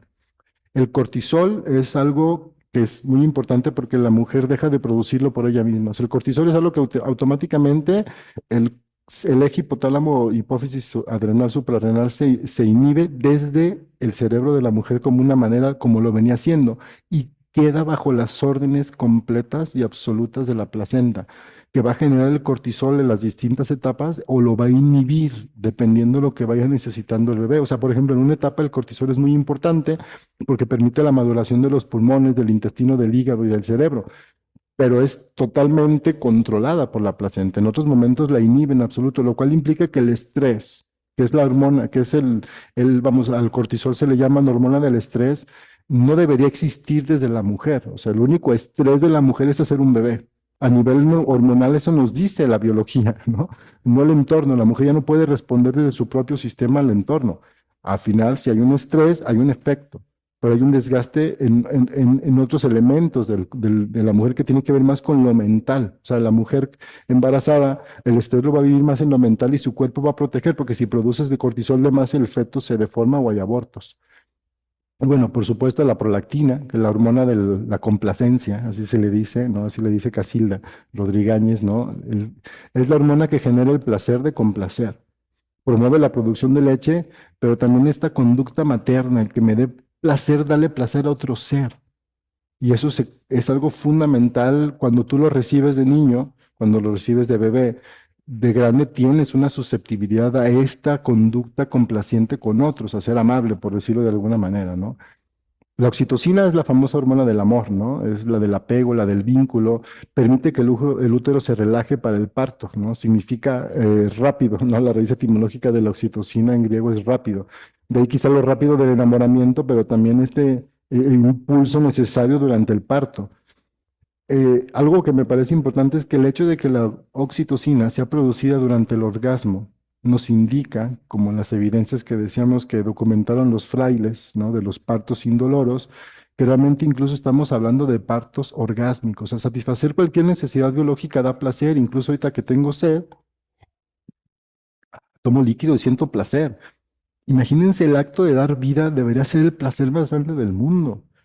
Entonces ahí tendríamos que recapitular esta visión terrible que tenemos del útero y que se reconecte como con esa visión sagrada, ¿no? De ese órgano que da placer y vida, como algo que no está separado y que dejemos también de vivir como algo separado esto, la sexualidad y la espiritualidad. Tenemos un gran reto porque estamos llenos de ideas erróneas al respecto de todo esto. Y en el mejor de los casos, o nada, como era antes, que eso es tabú, que no se hablaba del asunto. ¿Qué cambios vive el cerebro materno? Bueno, ya lo hablábamos hace un momento, el más evidente de los primeros que se detectaron en las neuroimágenes es el agrandamiento de la pituitaria, ¿no? Se alcanza hasta el 136% de tamaño mayor al final del embarazo, sobre todo de estas células que se les llamó al inicio células del embarazo, que hoy ya más específicamente se les llama células de prolactina, ¿no? Que son las encargadas de producir, almacenar y liberar la prolactina al torrente sanguíneo, que ya decíamos, la hormona de la complacencia. Y esta hormona está muy asociada al contacto de la piel, o sea, como decíamos hace un momento, ese mecanismo está eh, totalmente documentado, ¿no? Donde el contacto piel con piel mantiene elevados los niveles de prolactina y recordemos que otro de los efectos de la prolactina en la sangre es inhibir un embarazo nuevo. Cuando una mujer tiene un bebé y tiene la prolactina elevada, no se debe embarazar. Evolutivamente, cuando éramos nómadas, en estas tribus de las que hablábamos hace un momento, la crianza tendría que durar entre 6 y 7 años. O sea, todo el cuidado del cuerpo físico, había un apego exclusivo de la madre hacia el hijo, a la hija, mientras era cuidada por la manada, por la tribu, por el clan. ¿No? Entonces, este apego generaba mucho contacto y mantenía la prolactina elevada. Entonces, aunque la mujer llegara a tener alguna relación sexual, no se embarazaba. Entonces, porque no podía tener un hijo antes de que su cría actual tuviera 7 años, porque tendría que sacrificar uno. Entonces, la naturaleza es súper sabia en ese sentido. Bueno, entonces otro elemento que se ha encontrado y que esto es como de las partes que luego genera más polémica y poco entendimiento es la reducción del volumen de la sustancia llamada sustancia gris, ¿no? Sobre todo en partes específicas como la corteza prefrontal media, una llamada precuneus y en la unión temporario parietal, ¿no? Este es bien importante, o sea, estos hallazgos son fundamentales porque son las partes que sustentan o donde se manifiesta la parte reflexiva del yo, donde se genera la empatía, donde se genera el altruismo, la cognición social, por lo tanto, cambia profundamente durante el embarazo. O sea, cambia la percepción y tenemos evidencias de esto. Es decir, se está demostrando en un lenguaje de evidencia lo que se sabe desde hace miles de años, que la maternidad transforma drásticamente el cerebro de la mujer y en especial su percepción del yo. Cuando una mujer se embaraza, empiezan una serie de cambios que van a desencadenar en el nacimiento de una nueva mujer. Se dice que cuando nace un bebé, nace una madre, pero realmente la madre nace durante el embarazo. O sea, nace un ser, eres diferente. Es que si tú te cambias el cerebro, y hay un montón de experimentos de esto, ¿no? Como la película esta de Eterno Resplandor de una mente sin recuerdos, ¿no? Que tiene este daño en el hipocampo y que no puede generar recuerdos nuevos, ¿no? Todo es lo que está pasando en ese instante y algunas cosas del pasado a veces no. Entonces, si dañas una parte del cerebro, si cambias, transformas, modificas una parte del cerebro, hay un cambio en la percepción del mundo, no necesariamente negativo, ¿no? Entonces, la maternidad transforma el cerebro de la mujer y por lo tanto, esa idea que tenías, esa identidad que construiste de ti misma todos los años previos a ser madre, desaparece. Y ahí es donde viene la crisis que yo veo en muchos casos, que es no, como no tenemos un ritual, como no tenemos esta sacralidad de lo que se le llama rito de paso o iniciación, ¿no? O sea, los rituales de iniciación han sido necesarios en todas las civilizaciones originales de la humanidad. Entonces, la maternidad se ha perdido y de hecho es hasta algo más bien trágico lo que suele suceder. porque suelen ser mujeres que paren y que se encuentran solas, ¿no? En esta, se rompe la comunidad, tenemos esta idea de todos separados, que decimos los sociólogos, cada quien en su casita pequeño burguesa, ¿no? De repente te encuentras solo con tu crío y tu cerebro está demandando, fíjate, porque la evolución no ha cambiado, ¿no? Aunque las condiciones sociales y culturales cambien, la evolución no cambia. Entonces la mujer y su cerebro siguen esperando una tribu que lo trate como lo más sagrado de la vida, que la cuide, que la apapache, que la contenga, y se encuentra con todo lo contrario, probablemente con más carga de trabajo de la que aparte del bebé representa lo que implica el cuidado del hogar, todas estas tareas domésticas que se asignan y muchas veces, sobre todo en la visión más tradicional de las relaciones, hacerse cargo de las necesidades del proveedor, ¿no? O sea, y un desconocimiento de algo sagrado. Entonces, la identidad busca permanecer porque te hacías cargo de eso mismo antes, ahora solo estás cuidando a un niño que para la cultura y como se nos educa es una tarea doméstica más, es un trabajo más. Obviamente rodeado de toda esta parafernalia, ¿no? Todo esta, ay, sí, la maternidad, qué bonito, y que todos aparentemente se interesan, pero que en la práctica estás sola. Y emocionalmente muchas veces con hombres, y ahí asumo esto que estamos, si no se sabe esto en las mujeres, en los hombres somos más ignorantes todavía. Cuando tú como hombre, y esto aplica a hombres y a mujeres no gestantes, que están frente a una gestación, frente a un embarazo, la parte de mi cerebro que se va a activar es la misma memoria de cómo yo viví mi propia maternidad. Es que tiene que ver mucho con esto que llamamos proyecto sentido gestacional. No, esta es una pequeña parte, es mucho más profundo el concepto, que tiene que ver con lo que nos influye las vivencias de nuestra madre durante esta etapa que estamos analizando ahí en las conductas, sobre todo en los conflictos que se viven ahí en la vida.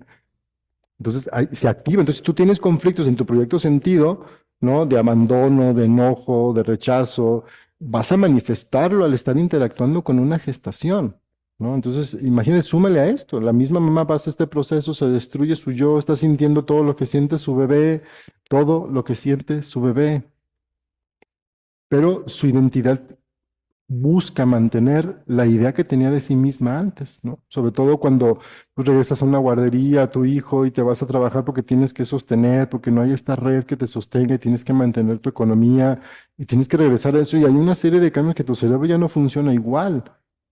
Y o se queda un duelo de no haber podido maternar, que es algo que también trabajamos mucho en terapia, ¿no? Mujeres que tuvieron que trabajar y que los hijos, a pesar de que saben, las hijas, a pesar de que saben que trabajaban era lo que sostenía la familia, reclaman el abandono.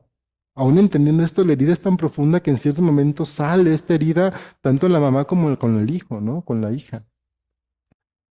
Bueno, esta parte, el núcleo accumbens es muy importante porque cambia y es lo que se activa, yéndonos al lado positivo de la historia, ¿no? Cuando la mamá ve a su bebé, cuando lo escuches, esta sensación de amor y de no poderte y no querer separarte de tu cría, que te dicen, déjate lo cuido y tú, no, y bueno, y te lo dejan, pero estás así como, ¿y cómo estará? Y todo el tiempo estás pensando en él aunque no esté contigo, eso es porque cambió tu núcleo accumbens. Despierta un amor inmenso en la mamá. Adelantando un poco de spoiler respecto a esto, pero me nace decirlo aquí, que muchos de estos cambios, en especial este tipo de cambios y otros que veremos asociados a la cuestión cognitiva de la mujer, son permanentes. Entonces se quedan con cualidades que muchas veces al no ser reconocidas se convierten en lo contrario.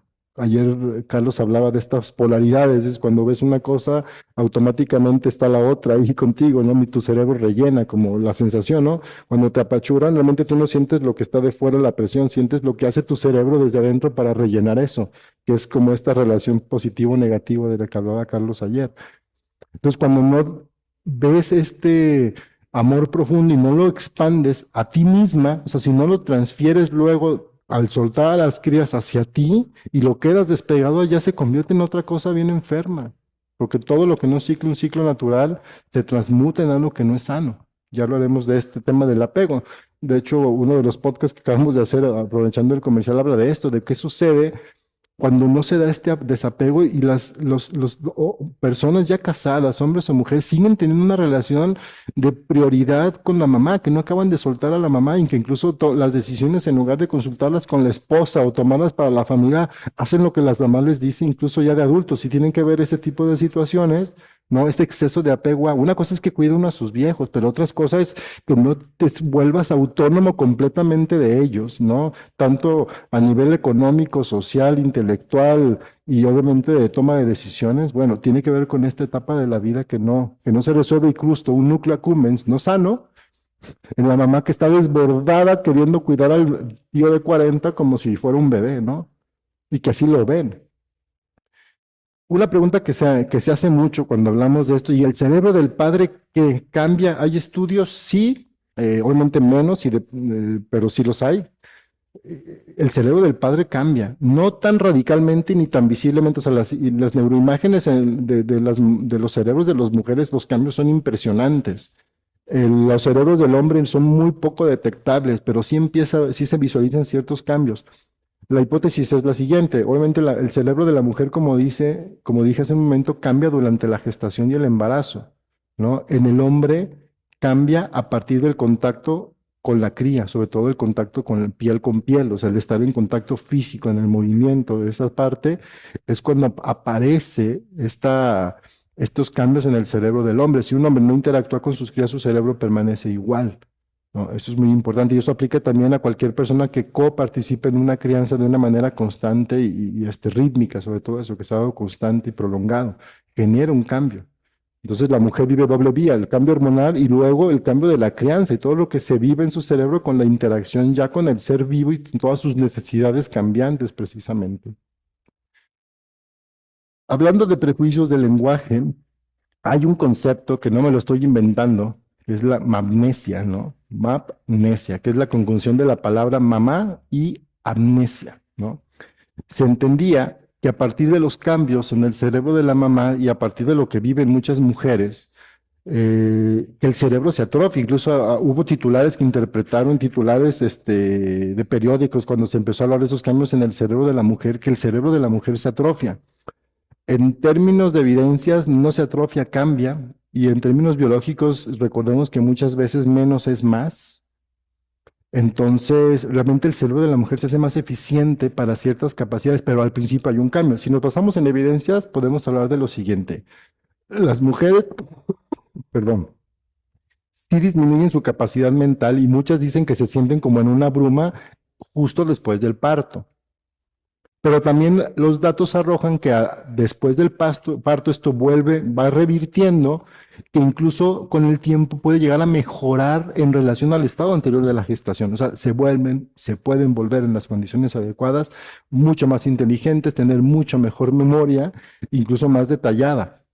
Otra cuestión es que implica una reserva de la llamada reserva, una mejora de la llamada reserva cognitiva.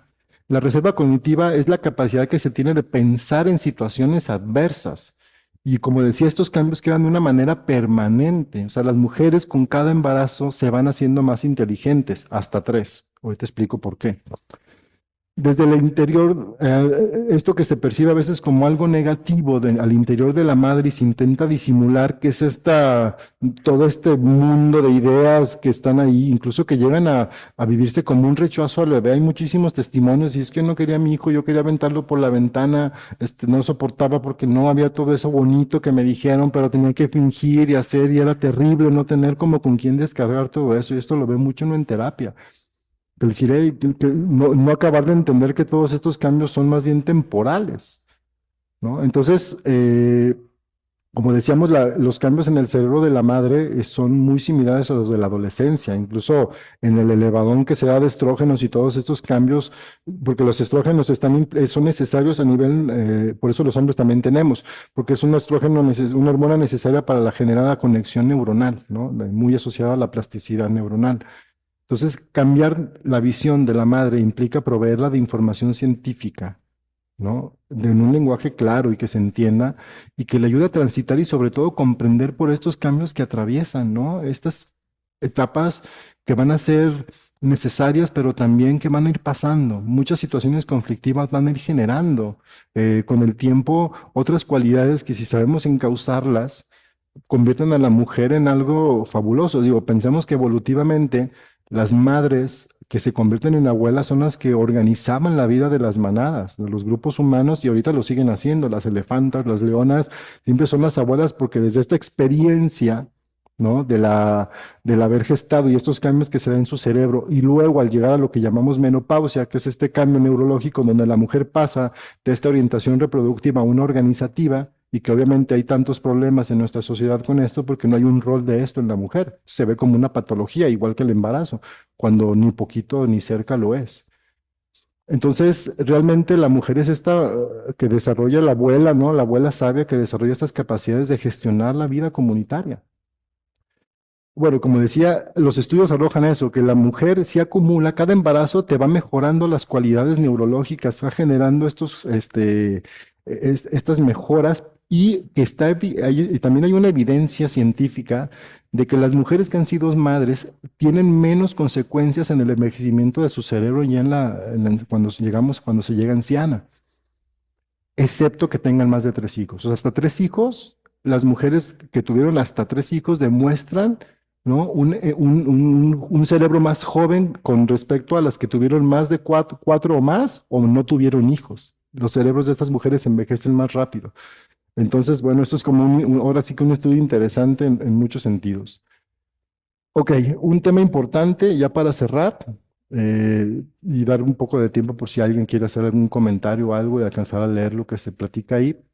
No me quiero ir sin hablar de la depresión posparto, ¿no? Un concepto que creo que es de los más usados cuando se habla del tema del posparto, pero quise empezar por todo lo otro para no centrarnos solo en este concepto, que, que si bien ya diagnosticado se calcula que un 17% de las mujeres lo padece, ¿no? Y que se sabe que aunque sea grave o agudo, si se reconoce y se aborda adecuadamente, es algo relativamente sencillo de trascender con las condiciones, como dije, apropiadas. Tristemente, más del 40% de las mujeres que tienen depresión no buscan ayuda. ¿Por qué? Y por eso es tan importante espacios como este. Por vergüenza, por culpa, son lo que manifiestan las encuestas. Indiferencia y la creencia de que su estado no requiere tratamiento, el temor de enfrentarse al estigma social asociado a los problemas de salud mental. Y yo le agregaría a esto también toda esta tendencia de la mujer de sentirse autosuficiente, de no pedir ayuda, ¿no? De creer que lo tienen que hacer todos ustedes, porque quizás sí fueron educadas, ¿no? Quizá porque así lo han vivido. Y ahí es donde como mujer debes entender lo valiosa y sagrada que eres y que mereces, ¿no? Y que puedes pedir apoyo, pedir ayuda, ¿no? Y que obviamente muchas veces te vas a enfrentar a todo esto que hablamos, ¿no? De que se te niegue, de que se te violente, que se te diga, es tu responsabilidad, ¿para qué andabas teniendo hijos? Pero y cada vez habemos más personas sensibles con todo esto. Pues bueno, si ustedes están en contacto con mujeres gestantes que tuvieron un hijo reciente o que están pasando o que sientan que están pasando por esto, más que autodiagnosticarnos, tampoco hay que caer como en esto que está muy de moda, que el otro día platicamos que veníamos de esta moda de la depresión y que de repente todo el mundo estaba deprimido y ahora todo el mundo está ansioso después de la pandemia, antes estábamos deprimidos, o sea que hay como una tendencia, ¿no? Y luego todos somos narcisistas hasta la mañana siguiente, o sea, no caer como en estas tendencias de estos discursos que estamos hablando de cosas bastante serias, ¿no? Y sí les recomiendo hacer este test, es un test que diseñaron en Edimburgo, así se le llama Escala de Depresión Postnatal de Edimburgo, donde puedes ir contestando estas distintas preguntas, date el tiempo, ¿no? Procesa cada una. Lo puedes encontrar en internet, es algo que es público. eh, y ser muy sincera, ¿no? En tus respuestas. Incluso algo que les recomiendo, sobre todo a quienes andemos en los caminos terapéuticos, por ejemplo, sanando el proyecto sentido gestacional, es hay dos formas, o preguntar, que es la menos eficiente a veces, o la de entrar en un estado de conciencia que me permita conectar con lo que vivía mi madre cuando estaba embarazada de mí.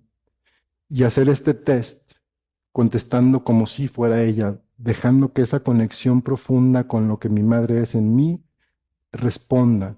y desde ya aplicar estas terapias que a mí me encantan, que es cuando haces terapia a tu mamá a través de ti, ¿no? Donde la puedes abrazar, donde le puedes explicar, donde le puedes ayudar a comprender. Y recordemos, hablando de la no linealidad del tiempo, si está pasando ahí, está pasando. Y hay un cambio neurológico porque tu cerebro es maravilloso, ¿no? Pero es muy ingenuo, no distingue lo real de lo virtual porque todo para él es real si tú lo creas, porque es la cualidad del ser humano. Entonces, aquí les dejo el test. Les quiero compartir también, esto no lo alcancé a poner acá porque no alcancé a transcribirlo, de otro texto bien importante que se llama La cura del desgaste postnatal, donde vienen una serie de test que también se pueden hacer para derivar deficiencias minerales, por ejemplo, o vitamínicas y las consecuencias emocionales y mentales de esto. Entonces, en el material que les vamos a compartir a través de sus grupos, les paso también junto con las dos presentaciones que utilicé, les paso esta batería de preguntas que sirven para muchas cosas.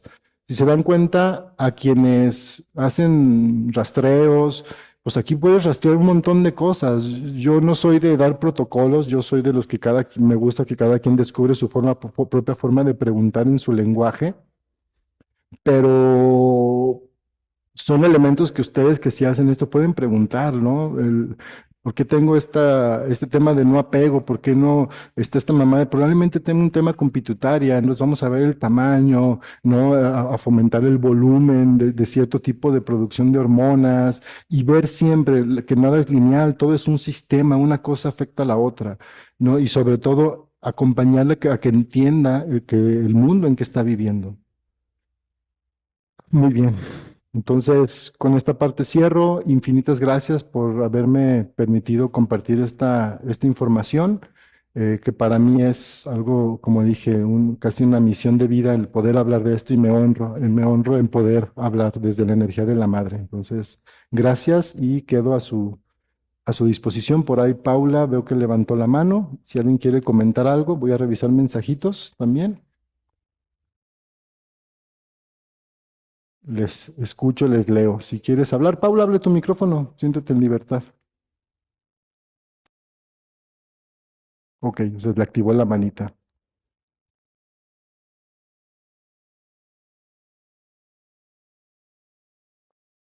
Ah, pues gracias por estoy leyendo sus mensajes, están súper bonitos, muy emotivos. Muchas gracias a todas ustedes, a todos ustedes.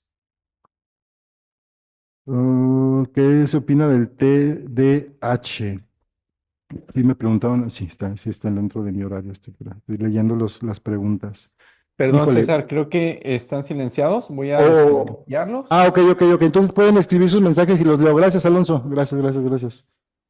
Les leo, sí. Entonces me preguntan acá sobre el TDAH. Ok, acá me preguntan sobre las percepciones. Sí, las percepciones Miki, son... Sí, ¿me adelante. escuchas? Sí, fuerte y Ay, sí claro. que estaba silenciada. Ya. Eh, Creo que hablo en nombre de todas las mujeres que estamos en la sala. Te quiero agradecer profundamente el cariño, el respeto, el profesionalismo, la sensibilidad de tratarnos, las que hemos sido madres y las que a lo mejor están en ese proceso. Te lo agradezco profundamente porque hemos sido tan invisibilizadas, tal como dices tú, recién desde el 2008 se está empezando a entender cómo funciona nuestro cerebro. Todo lo Mm. que se conoce sobre la menopausia, por ejemplo, viene desde el estudio de cuerpos de hombres. O sea, ni siquiera ha sido tratado en nosotras. Así que creo que hablo en nombre de todos y veo esos corazones ahí que están latiendo con mucha fuerza y de verdad que te lo agradezco profundamente por la sensibilidad, el cariño y el respeto. Así que eso, muchas gracias. Muy agradecido y muy honrado que así lo consideres y de corazón así es, definitivamente con todo el respeto que merece hablar algo tan valioso y como dije al inicio, algo sagrado que es necesario reivindicar. Muchas gracias, Paula.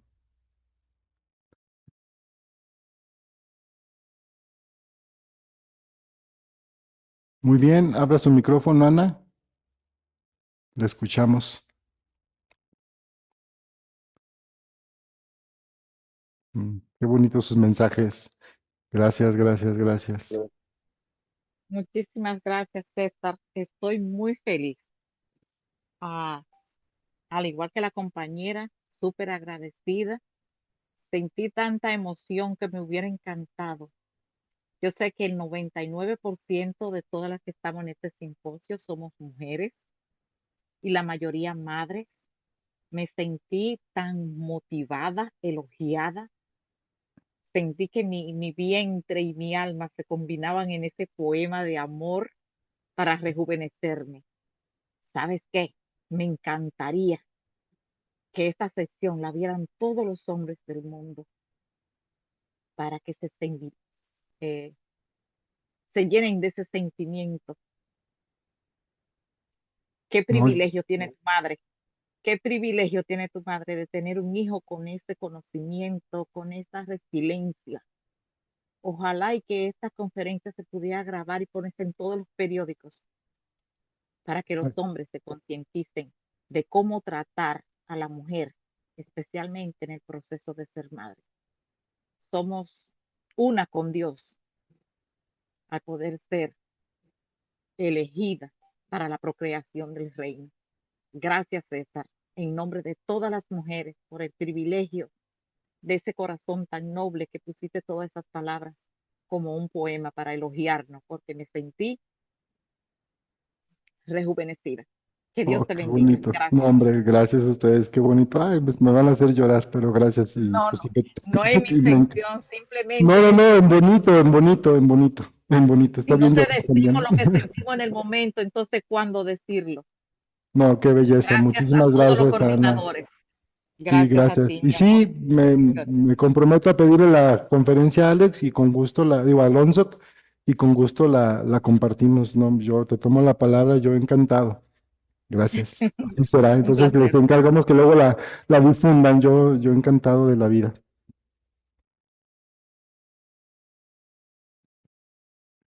Lilia levantó la manita también, quiere compartir su palabra. Gracias. Sí, muy buenas noches. Antes que nada, pues muchísimas gracias. La verdad, este tema fue bastante interesante. Me da mucho gusto que haya y hablado de este tema, ¿verdad? Porque como bien usted lo mencionó, se toca muy, muy poco. Yo sí quisiera, aparte de darle las gracias, tengo una duda. ¿Qué pasa con una mujer? Le digo porque pasó con una conocida. Ella estaba embarazada y le habían dicho que iba a tener gemelos, pero el esposo la violentaba muchísimo, mucho, mucho. Entonces, ¿qué pasa ahí, por ejemplo, con el bebé y ella? Si bien nos dijo que hay un desarrollo, ¿verdad?, de nuestro cerebro y otras cosas más. Pero ahí en ese caso, ¿qué pasa? Mira, lo que te puedo explicar, ¿no? Es que la placenta, como decía, al tomar la orden del cerebro, va a buscar proteger y aísla. Haz de cuenta que la placenta es una barrera que aísla, entonces va a buscar que los bebés se vean lo menos afectados sobre todo en los primeros trimestres, los 2 primeros trimestres. Después ya cuando empieza a desarrollar sus propios sentidos, aunque sea muy someros, el bebé ya empieza a percibir un poco del mundo y lo que sucede afuera le empieza a afectar y es la base de lo que llamamos el proyecto sentido ya gestacional, cómo lo percibe directamente el bebé. Pero, respondiendo a tu pregunta, lo que sucede es que la mujer absorbe el desgaste. O sea, ustedes saben, porque todos manejan leyes de energía, ¿no? Entonces, la ley de la entropía es el intercambio de un sistema. O sea, si tú das una energía, debes recibir una similar para mantener un equilibrio. Entonces, la mujer que es mamá da y da y da y da. Si no recibe o lo que recibe le quita, o sea, si yo no te doy amor y te violento, no te estoy dando violencia, te estoy quitando la paz, la armonía, la tranquilidad, la salud, que son necesarias para estar vivo. Esos no son lujos, son necesidades. Si yo te violento, te estoy robando. Entonces, todo este desgaste lo va a amortiguar el cuerpo y la mente y el cerebro de la mujer. Y la placenta va a buscar proteger lo más que pueda, ¿no? Al bebé, lo más que pueda, insisto, desgastando. Entonces, las consecuencias casi siempre de este tipo de violencia son primero para la mamá. Ya, como dije, en la última etapa ya empieza a alterar, obviamente, el desarrollo sensorial del niño. Entonces ya empieza a tener una carencia a nivel del contacto, porque lo que debe haber sido ese contacto bello a través de su madre, pues se genera una memoria de violencia. Entonces nace con niveles elevados de cortisol, entonces ya empieza a haber alteraciones en su amígdala. Entonces ya nace en alerta, nace enojado y con todas las disfunciones orgánicas asociadas a muchas veces, pues todos estos temas de sistema digestivo o ya conflictos más fuertes, ya malformaciones en sus huesos, que tienen que ver con esta parte que ya vive el bebé, obviamente por estar en el cuerpo de la mamá. Entonces, no sé si me alcancé a explicar que la que absorbe todo es ustedes, por eso es bien importante esto que comentaba, el detectar el desgaste postnatal. Es este concepto que el doctor Sralach tiene un libro aquí que se llama La cura del desgaste postnatal, y él nos habla de todo lo que no debería pasar, pero pasa en el cuerpo y en la mente y en el cerebro de las mujeres por vivir un embarazo que no está en las condiciones biológicas que la evolución pautó para ustedes. Ustedes deberían parir, gestar y parir en un ambiente lleno de amor y de cuidados. ¿Me explico? Sí, Entonces, gracias. De hecho, fíjese que lo que usted mencionó ahorita, ellos tienen como 20 años y sí, ciertamente parecen ellos lo que es el sistema digestivo, no está funcionándoles bien. Han claro, tenido estos tipos de complicaciones, como bien exacto, comentó. Sí, exacto. muchas gracias. Sí me quedó bien, bien claro. Híjole, ay, qué lindo, me encantan que haya tantas preguntas, las voy a ir rescatando. Me quedo con la última. ¿Hay algo que recomiende para la mujer que se está preparando para ser madre, que genere un lenguaje propio sobre lo que es la maternidad? Por ejemplo, me preguntaron, ¿dónde me pueden contactar? Como parte del diplomado, nosotros tenemos un diplomado en psiconeurobiología transgeneracional avalado por la SEP y está compuesto por 5 seminarios. Voy a hablar solo de uno, que se llama Maternidad Biológica y Proyecto Sentido Gestacional. Entonces, es un seminario bellísimo. Entonces, yo que le recomendaría a una mujer que vea ese seminario o busque información similar, porque ese es como una introspección profunda a lo que nos implica ser mamá, a un entendimiento a todos estos cambios y que al mismo tiempo, conforme los conoces, sanas la memoria de tu propia maternidad. Con esto cierro mi participación para darle pie a mi compañero. Le regreso la voz a nuestro anfitrión Alejandro. De corazón, gracias, me los llevo en el corazón. Fue un honor poder hablar de esto y sobre todo haber sido recibido de esta manera. Hasta pronto.